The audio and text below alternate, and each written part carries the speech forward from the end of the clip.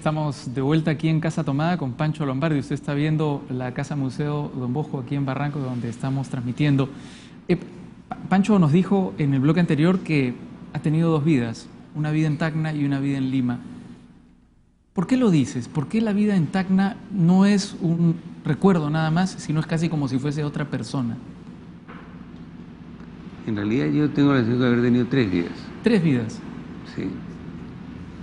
Y tengo la sensación de que hubiera sido muy bueno haber tenido más, ¿no? O sea, yo creo que en la vida uno tendría que explorar un poco más de vidas diferentes, ¿no? De espacios distintos, de gente distinta, de actividad distinta. A mí me ha hecho mucho bien, por ejemplo, tener etapas en las cuales me interesaba el fútbol más que ninguna otra cosa. ¿Esa es tu tercera vida, el fútbol? Es un conjunto, ¿no? No es solamente la actividad, sino todo el conjunto que hay alrededor. Pero bueno, regresando a lo que decía de Tacna, veo tan lejano ese universo y me veo tan diferente de cómo era yo en esa época. Ajá. Me imagino que es la misma persona, ¿no? Pero mi percepción de mí mismo es completamente diferente. Si me preguntas exactamente por qué no te sabría decir, pero tengo como la sensación de que era otra persona, no era yo. Y luego hay toda una primera etapa de mi vida en Lima que también me parece tan lejana, tan distante, que como que lo hubiera vivido otra persona y no yo. ¿El Colegio Inmaculada? Colegio Inmaculada, toda mi vida en el centro de Lima, luego cuando me fui fuera del Perú.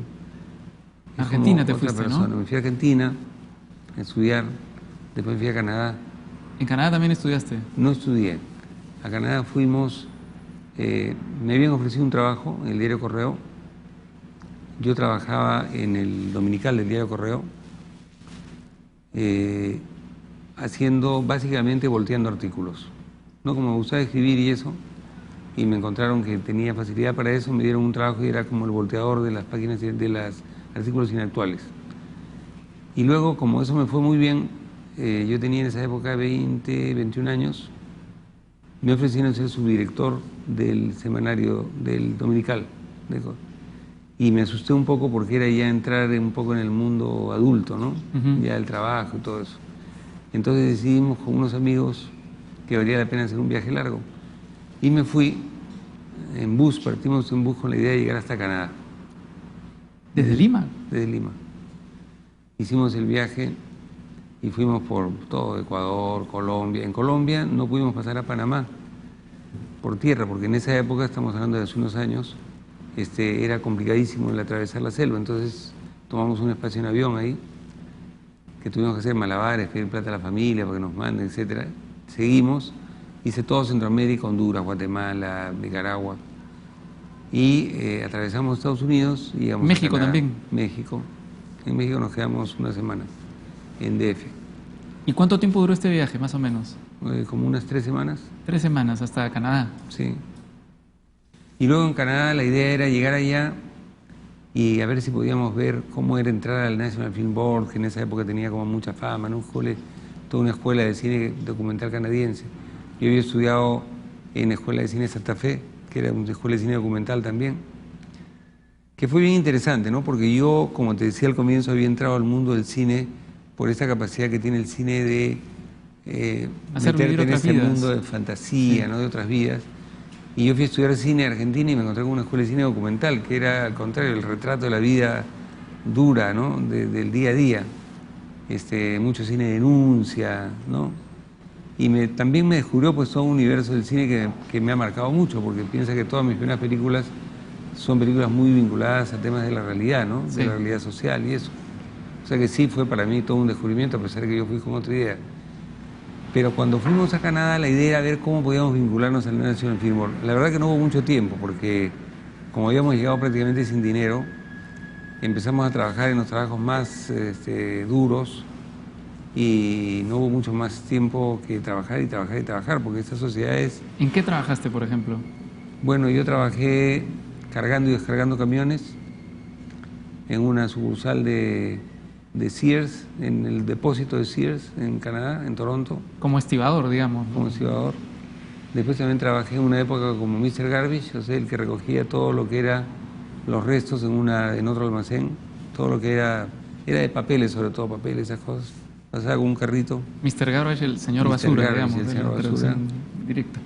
Después trabajé, intenté trabajar con poco éxito de taxista, duré poco, porque no conocía bien la ciudad, entonces ¿Qué perdías? me Y no había perdía GPS mucho. ni nada. No había GPS. Imagínate, ahí a lo mejor me quedaba, porque uno de los amigos que fue conmigo, que sí consiguió ser taxista, se terminó quedando en Canadá años, porque No me ese era digas. un trabajo bastante más agradable que los que habíamos conseguido hasta esa O sea época, que ¿no? como fracasaste como taxista, llegaste a ser director de cine. No, en realidad yo llegué a ser director de cine porque la muerte de mi padre se produce cuando yo estoy en Canadá.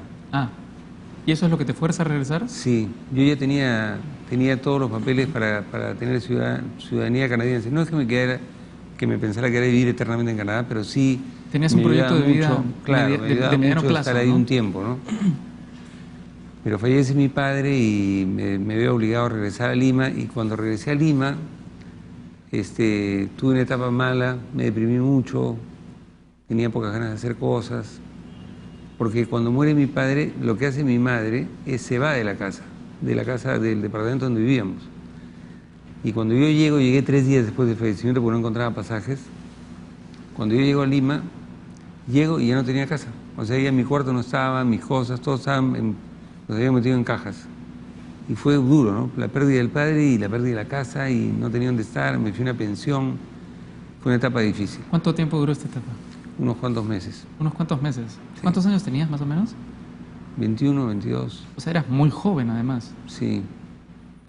Y entonces decidí casarme, para Para- tener una casa. Para tener dónde vivir casi. Claro, además había conocido una chica a la cual quería mucho, con la cual me iba muy bien, que fue Giovanna, Giovanna. Tacneña también. tacneña. Entonces, como ella también quería salir de Tacna y venir a Lima, entonces decidimos que nos casábamos y nos casamos. Y al poco tiempo de casarnos, surge, por obra y gracia y esfuerzo de Armando Robles Godoy, la ley de cine que hizo que se empezara a hacer cine en el Perú. Convenzo a mi cuñado Pepe Zavala, que era un hombre que tenía fortuna, de aventurarnos en este tema de hacer cortometrajes, porque había muchas ayudas para los cortometrajes, y formamos la compañía Producciones Inca Films. Ujú. Y ahí empiezan ya las películas. Y empiezas a hacer películas. Para terminar con el tema de Tacna, ahora cuando te digo la palabra nacionalismo, ¿qué sensaciones te produce? No muy buenas, ¿eh? Yo no tengo... Soy un poco vargasosiano en eso, ¿no? O sea, valoro lo que tengo alrededor, la sensación de Perú. Cuando juega la selección peruana puedo llorar de emoción con un gol. Siento un vínculo cercano con la música peruana, con las cosas que nos identifican, ¿no? Ujú. Pero el chauvinismo y la cosa nacionalista exagerada, a mí, en lo personal, creo que desata las pasiones más bajas del ser humano. No es algo que me... ¿Eso pasaba allá?